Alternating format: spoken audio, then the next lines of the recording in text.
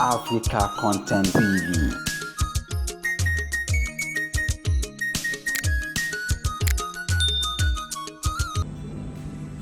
And they were urging me to go and rest.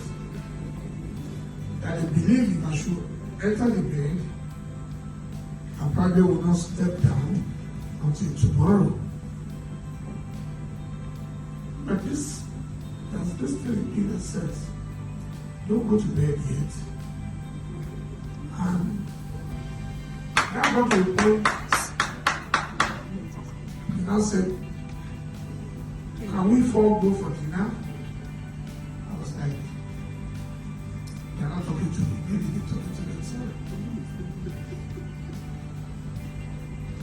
Because I'm going to see assure you. And I've succumbed to the fact I've been blessed with the most gracious gift. See how it goes. 66. And a journey that has been so tough with a lot of turbulence. All of a sudden, that 48 hours ago, it comes to reality. Comes to reality. Because already I've done my plan.